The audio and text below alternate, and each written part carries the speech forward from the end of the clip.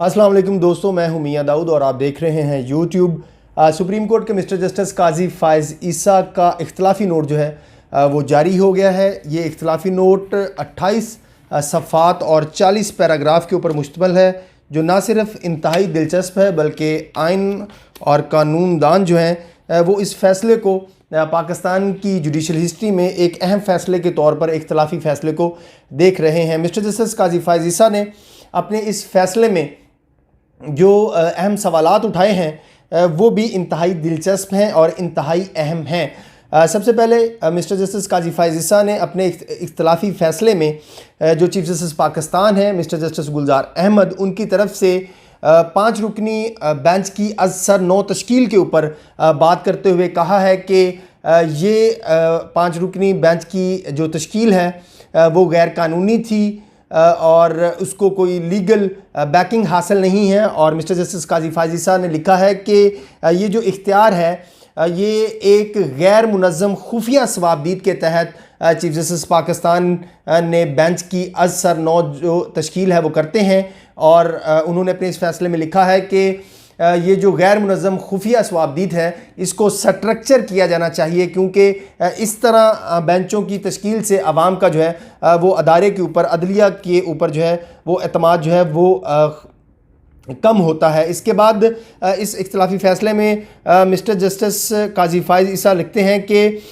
उनके ऊपर जो प्राइम मिनिस्टर इमरान खान के ख़िलाफ़ जानिबदारी का इल्ज़ाम लगाया गया और उनको फिर वज़ीर-ए-आज़म इमरान खान के ख़िलाफ़ जो मुकदमात से रोका गया है वो एतराज़ जो है वो दुरुस्त नहीं है। और इस फ़ैसले में काजी फ़ाइज़ ईसा लिखते हैं कि उनके ऊपर जानिबदारी का जो एतराज़ लगाया गया वो ना तो प्राइम मिनिस्टर इमरान खान ने लगाया, ना उनके अटॉर्नी जनरल ने लगाया, ना चारों सूबाई हुकूमतें जो हैं उनके लॉ ऑफिसर्स ने लगाया, बल्कि चीफ जस्टिस पाकिस्तान ने अज़ खुद एक नॉन इशू को इशू बनाकर उनके ऊपर जानिबदारी का इल्ज़ाम लगाया। और उसके बाद ये फ़ैसला जारी कर दिया कि जो जस्टिस काजी फ़ाइज़ ईसा हैं उनको प्राइम मिनिस्टर इमरान खान के ख़िलाफ़ मुकदमात जो हैं वो नहीं सुनने चाहिए। काजी फ़ाइज़ ईसा लिखते हैं कि उनके ख़िलाफ़ उनको वज़ीर-ए-आज़म इमरान खान के ख़िलाफ़ जो मुकदमात की समाअत से रोकने का हुक्म है वो बिल्कुल गैर कानूनी है और उसकी कोई लीगल फाउंडेशन नहीं है। ना तो आइन चीफ जस्टिस पाकिस्तान को ये इख्तियार देता है कि वो अपने साथी जजेस के दिलों में झांक कर ये चेक करते फिरें कि जजेस जो हैं वो जानबदार हैं या नहीं हैं, क्योंकि दिलों के भेद जो है वो सिर्फ अल्लाह रब्बुल आलमीन की ज़ात जानती है। इसलिए जो चीफ जस्टिस पाकिस्तान ने ये अज्यूम किया कि मैं प्राइम मिनिस्टर इमरान खान के ख़िलाफ़ ज़ाती अनाद रखता हूँ या उनके ख़िलाफ़ जानबदारी बरत रहा हूँ, ये दुरुस्त नहीं है, इसकी कोई कानूनी हैसियत नहीं है। और ना ही जो उनको काम से रोकने का हुक्म जारी किया गया है वो प्रॉपर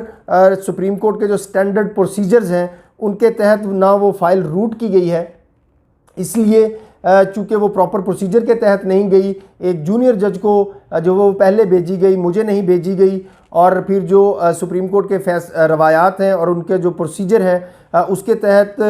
जो जजेस हैं उन्होंने उसके ऊपर साइन नहीं किए, इसलिए वो फ़ैसला ही गैर कानूनी है, उस ऑर्डर की कोई कानूनी हैसियत ही नहीं है। इसकी सपोर्ट में मिस्टर जस्टिस काजी फ़ाइज़ ईसा ने पाकिस्तान की जो जुडिशरी है उसके माजी के तमाम फ़ैसले जो हैं वो साइट किए हैं। जजेस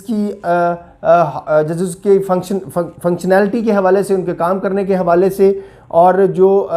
आलमी अदालतें हैं उनके भी कुछ फ़ैसले जो हैं उनका भी हवाला दिया है मिस्टर जस्टिस काजी फ़ाइज़ ईसा ने अपने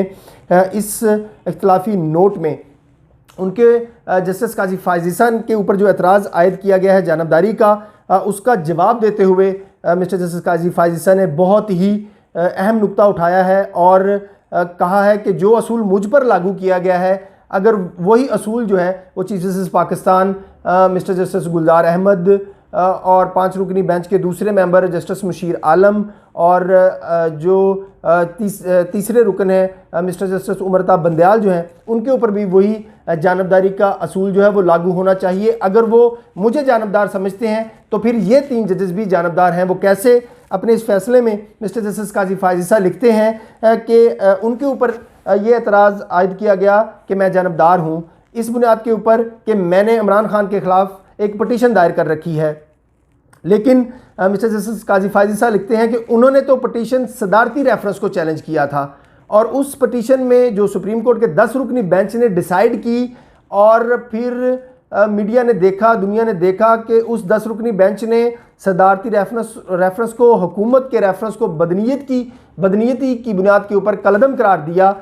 उस रेफरेंस में वज़ीर आज़म इमरान खान तो 13वें फरीक हैं, क्योंकि वज़ीर आज़म इमरान खान की एडवाइस के ऊपर सदर ने जो है वो दायर किया था और आपने इस बात को बुनियाद बनाकर मेरे पे जानबदारी का इल्ज़ाम आयद किया है। तो उसी पटिशन के अंदर तो जो मौजूदा बेंच है 5 रुकनी बेंच, उसके 3 रुकन जो हैं, 3 अरकान जो हैं, 3 मेंबरान जो हैं, वो तो सुप्रीम जुडिशल काउंसिल के मेंबर हैं, क्योंकि उस पटिशन में सुप्रीम जुडिशल काउंसिल भी पार्टी थी छठे फरीक के तौर के ऊपर। इसलिए अगर मुझ के ऊपर ये जानबदारी का इल्ज़ाम आयद किया जा रहा है तो मौजूदा जो 3 मेंबरान हैं, chief justice Pakistan mister justice Mushir Alam और मिस्टर जस्टिस उमरता बदयाल साहब जो हैं, उनके ऊपर भी ये जानबदारी का प्रिंसिपल जो है वो लागू होता है। इसलिए उन्हें मेरे ख़िलाफ़ जो है वो हुक्म जारी नहीं करना चाहिए था। इसके अलावा इस डिसेंटिंग नोट में मिस्टर जस्टिस काजी फायज़ ईसा ने लिखा है कि जो उन्हें काम से रोकने का हुक्म जारी किया गया है कि मैं प्राइम मिनिस्टर इमरान खान के ख़िलाफ़ मुकदमात की समाअत नहीं कर सकता, वो हुक्म किस दायरा इख्तियार के तहत जारी किया गया है, क्योंकि जो पाकिस्तान का आइन है उसके तहत जो सुप्रीम कोर्ट के दायरा इख्तियार वज़ा किए गए हैं, आइन का आर्टिकल 184, 85, 86 और उसके बाद आइन का आर्टिकल 212(2) और उसके आगे कुछ आर्टिकल्स को रेफ़र करते हुए मिस्टर जस्टिस काजी फायज़ ईसा लिखते हैं कि ये जो ऑर्डर मेरे ख़िलाफ़ जारी किया गया है ये तो इस किसी भी दायरा इख्तियार में नहीं आता, ना ही ये ऑर्डर जो है वो सुप्रीम कोर्ट की आज तक के जितने भी फैसले हैं उनसे मुताबिकत रखता है। इसलिए ये जो हुक्म उनके खिलाफ जारी किया गया है वो कोई हुक्म सिरे से है ही नहीं। इसलिए जो उनके साथी जज साहबान हैं, ये 4 रुकनी जजेस जो इस 5 रुकनी बेंच में शामिल थे, उनको चाहिए कि वो आज खुद अपने इस फैसले को रिव्यू कर लें। आगे मिस्टर जस्टिस काजी फायज़ ईसा लिखते हैं कि उनके ऊपर जो जानबदारी का इल्ज़ाम लगाने की वजह बनी वो व्हाट्सएप के डॉक्यूमेंट्स थे जो NA65 चौधरी सालक हुसैन के हलके को जो है वो तरक्याती फंड जारी किए गए थे, उस दस्तावेज़ात की बुनियाद के ऊपर मेरे पे जानबदारी का इल्ज़ाम आयद किया गया। लेकिन सुप्रीम कोर्ट ने एक जो अनकॉन्स्टिट्यूशनल काम किया है वो ये किया कि उन व्हाट्सएप डॉक्यूमेंट्स की तस्दीक किए बगैर ही जो है वो तरक्याती फंड्स का केस जो है वो डिस्पोज ऑफ कर दिया, जो कि सुप्रीम कोर्ट की जो जिम्मेदारी है उसकी खिलाफ वर्जी है। मिस्टर जस्टिस काजी फायज़ ईसा लिखते हैं कि उन्होंने माजी की सुप्रीम कोर्ट की तरह काम नहीं किया जैसे माजी में किया गया था, और एक फ़ैसले का हवाला दिया है उन्होंने PLD 2019 सुप्रीम कोर्ट पेज 695। उसमें मिस्टर जस्टिस काजी फायज़ ईसा उस फैसले का हवाला देखते हुए लिखते हैं कि माजी में सुप्रीम कोर्ट ने व्हाट्सएप के ऊपर एक नामालूम किस्म के मैसेज की बुनियाद के ऊपर एक हुक्म इम्तनाई जारी कर दिया कि वफाकी हुकूमत और चारों सूबाई हुकूमतें जो हैं वो 2 टैक्सेस जो हैं वो नहीं वसूल कर सकती। उस हुक्म इम्तनाई की वजह से पाकिस्तान को 1 खरब का नुकसान पहुंचा। मिस्टर जस्टिस काजी फायज़ ईसा लिखते हैं कि मैंने तो जो सरकारी डॉक्यूमेंट्स हैं वो व्हाट्सएप के ऊपर दिखाए, और अगर उसकी बुनियाद के ऊपर मेरे ऊपर जानबदारी का फैसला किया जाना चाहिए था तो उससे पहले जो अटॉर्नी जनरल हैं वो एक टेलीफोन कॉल के ऊपर वेरीफाई कर देते, क्योंकि उन व्हाट्सएप के डॉक्यूमेंट्स के ऊपर लिखा हुआ है कि ये किस ऑफिसर की तरफ से जारी किए गए हैं और किसको जारी किए गए हैं। वो पब्लिक वर्क्स डिपार्टमेंट जो है उसके तहत वो जारी हो, उसका वो ऑफिसर है, तो अटॉर्नी जनरल उसको फौरी तौर पर वेरीफाई कर सकते थे, और इस वेरिफिकेशन की तो प्रॉपर अपॉर्चुनिटी भी फराहम की गई हुकूमत को, ताकि वो ये ना कह सकें कि उनको सुना नहीं गया। लेकिन उस मामले की तस्दीक किए बगैर ही तरक्याती फ़ंड्स का, जिसका ऐलान प्राइम मिनिस्टर इमरान खान ने किया था सेनेट इलेक्शन से पहले, उसको जो है वो तस्दीक के बगैर ही निपटा दिया गया है। इसके अलावा जो अहम बात मिस्टर जस्टिस काजी फायज़ ईसा ने अपने फ़ैसले में लिखी है, पैराग्राफ 39 में वो कहते हैं कि करप्शन को और रिश्वत को रोकने के लिए जो कदम उठाया गया था वो कदम एक जज को काम से रोकने पर इख्तिताम पजीर होता है। इस ट्रीटमेंट की वजह से जो 4 रुकन उनके साथी जजेस ने उनके ख़िलाफ़ जो हुक्म जारी किया है, जो ट्रीटमेंट उनके साथ की है, उसकी वजह से उन्होंने सोचा कि मैं रिज़ाइन कर दूं। लेकिन उसके बाद मुझे ख्याल आया कि ये एक जज का मामला नहीं है, बल्कि ये कॉन्स्टिट्यूशन का मामला है, आइन के तहफ़्फ़ुज़ का मामला है, अवाम के हकूक़ का मामला है और अवाम के पैसों का मामला है। इसलिए मैंने अपना रिज़ाइन करने का फ़ैसला जो है वो चेंज कर लिया। इस इख्तिलाफी फ़ैसले में चीफ जस्टिस पाकिस्तान ने इंतहाई अहम बात लिखी है और 20 सवालात जो हैं वो उठाए हैं बेंचों की तश्कील के हवाले से कि जो बेंचों की तश्कील की जाती है वो गैर मुनज़्ज़म स्वाबदीदी इख्तियार के तहत नहीं होनी चाहिए, बल्कि उसका एक तरीक़ाकार जो है वो तय किया जाना चाहिए कि बेंचेस किस तरीके से तश्कील दिए जाएंगे, वो बेंचेस कौन कौन से मुकदमात की हेयरिंग सुने जाएंगे। ये तासुर या ये तरीक़ाकार अडॉप्ट करना कि एक जज से कोई अहम मुकदमात जो हैं वो वापस लेकर नया बेंच तश्कील देकर उसको डिस्पोज ऑफ कर दिया जाए, ये सारी प्रैक्टिस जो है इससे अवाम का अदारे के ऊपर जो एतमाद है वो कम हुआ है, इस केस में भी कम हुआ है। इसलिए ये प्रिंसिपल जो है वो सेट करना चाहिए कि चीफ जस्टिस पाकिस्तान को क्या इख्तियार होना चाहिए। इसके साथ साथ चीफ जस्टिस मिस्टर जस्टिस काजी फायज़ ईसा ने अपने ख़िलाफ़ जो जारी होने वाला हुक्म है उसको जो है वो गैर कानूनी, गैर आइनी और सुप्रीम कोर्ट के दायरा इख्तियार से बाहर करार दिया है। जो कानूनी माहिरीन हैं और जो सियासी मुबसरीन हैं वो इस केस को बहुत ही दिलचस्पी से देख रहे हैं, क्योंकि इस केस के बहुत ज़्यादा असरात जो हैं वो आगे देखने को मिलेंगे। क्योंकि जिस तरीके से ये इल्ज़ाम आयद किया गया कि काजी फायज़ ईसा जो है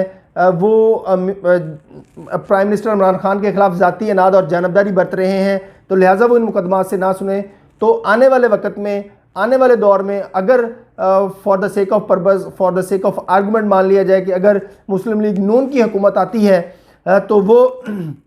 ये एतराज़ उठा सकती है कि उनकी हुकूमत के ख़िलाफ़ मिस्टर जस्टिस एजाजुल अहसन जो हैं, जो अपकमिंग चीफ जस्टिस बनेंगे, वो उनके ख़िलाफ़ मुकदमात के फ़ैसले जो हैं वो ना सुने, उनके ख़िलाफ़ मुकदमात ना सुने। क्योंकि मौजूदा जो अपोजिशन है उसका ये स्टांस है कि जो उनके ख़िलाफ़ नैब के रेफरेंसेस का ट्रायल चल रहा था उसकी निगरानी के लिए मिस्टर जस्टिस एजाजुल हसन साहब जो हैं वो मुतय्यन थे और ऐसा कभी माजी में नहीं हुआ था। तो अगर इस फैसले को देखा जाएगा जो सुप्रीम कोर्ट के 5 रुकनी बेंच ने मिस्टर जस्टिस काजी फायज़ ईसा को प्राइम मिनिस्टर इमरान खान के मुकदमा से रोकने का या जो जारी किया है, मुकदमात की समात से रोकने के लिए जो जारी किया है, तो फिर मुस्तकबिल में जो सुप्रीम कोर्ट के बाकी जजेस हैं उनके ऊपर भी ये इल्ज़ामात, एतराज़ात जो हैं वो आयद किए जाएंगे और कहा जाएगा कि आप जो है वो मुकदमात को ना सुने, और फिर ये मामला नीचे ट्रैवल करेगा। जो पाकिस्तान की बाकी हाई कोर्ट्स हैं उनके अंदर जो जजेस काम कर रहे हैं उनके ऊपर भी कोई ना कोई हुकूमत जो है वो बयान हल्फी देकर एतराज़ उठा दिया करेगी कि आप इन फैसलों की जो है वो समात ना करें, इन मुकदमात की समात जो है वो ना करें। इसलिए कानूनी माहिरीन भी इस बात को समझते हैं कि मिस्टर जस्टिस काजी फायज़ ईसा के ख़िलाफ़ जो वज़ीर-ए-आज़म इमरान खान के ख़िलाफ़ मुकदमात की समात से रोकने का हुक्म जारी किया गया है उसको रिव्यू किया जाना चाहिए, उसको वापस लिया जाना चाहिए, क्योंकि इस तरह के फ़ैसलों की ना कोई अदालती नज़ीर माजी में मौजूद है, ना कॉन्स्टिट्यूशन इसकी इजाज़त देता है और ना ही आलमी सतह के ऊपर ऐसी कोई प्रेसिडेंट मौजूद है जिसके तहत एक साथी जज से उसका दायरा इख्तियार जो है मुकदमात की समात का वो महदूद किया जा सके। अगले वीलॉग तक के लिए इजाज़त दीजिए।